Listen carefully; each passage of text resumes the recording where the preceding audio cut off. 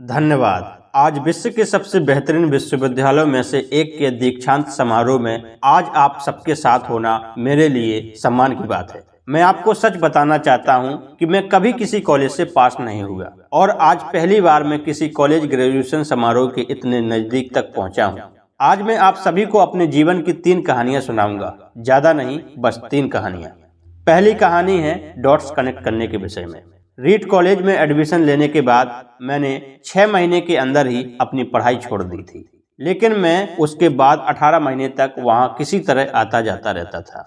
तो सवाल यहाँ पर ये आता है कि फिर मैंने कॉलेज क्यों छोड़ा। तो वास्तव में इसकी शुरुआत मेरे जन्म से पहले की है। मुझे जन्म देने वाली माता एक यंग अविवाहित ग्रेजुएट स्टूडेंट थी और वो चाहती थी कि मुझे कोई गोद ले ले, लेकिन इसी के साथ वो ये भी चाहती थी कि जो भी मुझे गोद ले वो कॉलेज ग्रेजुएट जरूर रहे। और इस प्रकार से सब कुछ पहले से सेट था। मैं एक वकील और उसकी पत्नी के द्वारा एडॉप्ट किया जाने वाला था, लेकिन जैसे ही मैं इस दुनिया में आया, लास्ट मिनट पर उन्होंने अचानक अपना मन बदल दिया और उन्होंने कहा कि उन्हें एक लड़की चाहिए थी। इसलिए आधी रात को मेरे माता पिता को कॉल किया गया, जो कि तब वेटिंग लिस्ट में थे, और उन्हें कॉल करके बताया गया कि हमारे पास एक बेबी बॉय है, क्या आप उसे गोद लेना चाहेंगे। और उन्होंने तुरंत हाँ कर दी।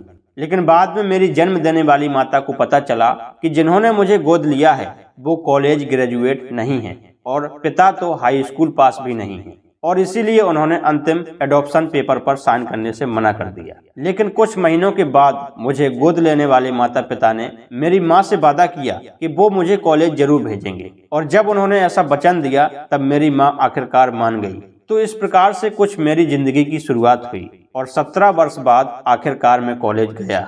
लेकिन गलती से मैंने स्टैनफोर्ड जैसा ही एक महंगा कॉलेज चुन लिया। मेरे वर्किंग माता पिता की सारी पूंजी मेरी पढ़ाई में खर्च होने लगी और 6 महीने के बाद मुझे इस पढ़ाई का कोई महत्व नहीं दिखाई दे रहा था। मुझे कोई आइडिया नहीं था कि मैं अपनी जिंदगी में क्या करना चाहता हूँ। कोई आइडिया नहीं था कि किस तरीके से ये कॉलेज मेरी मदद करेगा मेरी जिंदगी में कुछ करने के लिए। और यहाँ मैं अपने माता पिता की जीवन भर की पूंजी पढ़ाई में खर्च करता जा रहा हूँ, और इसीलिए मैंने कॉलेज ड्रॉप आउट करने का डिसीजन लिया और यही सोचा कि जो होगा अच्छा होगा। उस समय तो ये सब मेरे लिए काफी डरावना था, पर जब मैं आज पीछे मुड़कर देखता हूँ तो मुझे लगता है कि ये मेरी जिंदगी का सबसे बेस्ट डिसीजन था। ऐसा इसलिए क्योंकि जैसे ही मैंने कॉलेज ड्रॉप आउट किया था तो मैंने उन क्लासेस को लेना छोड़ दिया था जिनमें मेरा इंटरेस्ट बिल्कुल नहीं था।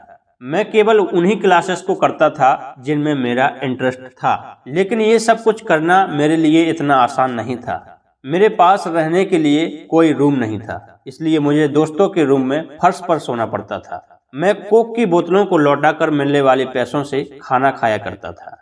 मैं प्रत्येक रविवार रात को 7 मील पैदल चलकर हरे कृष्णा मंदिर जाता था, जिससे कि सप्ताह में कम से कम एक दिन पेट भर के खाना तो खा सकूं।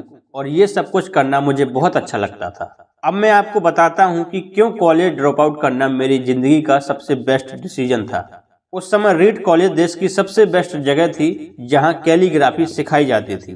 पूरे कॉलेज परिसर में हर एक पोस्टर पर, हर एक लेवल पर बहुत सुंदर तरीके से हाथों से कैलीग्राफी किया जाता था। और क्योंकि मैं कॉलेज छोड़ चुका था, इसलिए मुझे नॉर्मल क्लास करने की कोई आवश्यकता नहीं थी। तो मैंने डिसीजन लिया कि मैं कैलीग्राफी की क्लास करूंगा और इसे अच्छी तरीके से सीखूंगा। तो मैंने सेरिफ और सेंस सेरिफ टाइप फेसेस के बारे में सीखा, अलग अलग अक्षरों के बीच स्पेस वेरी करना सीखा, और किसी अच्छी टाइपोग्राफी को क्या अच्छा बनाती है ये सब कुछ भी सीखा।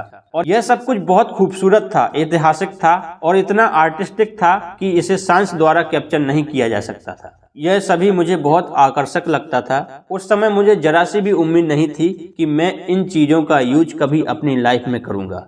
लेकिन जब 10 साल बाद हम अपना पहला मैकिन्टोश कंप्यूटर बना रहे थे, तब मैंने इसे मैक में डिजाइन कर दिया और मैक बहुत ही खूबसूरत टाइपोग्राफी वाला दुनिया का पहला कंप्यूटर बन गया।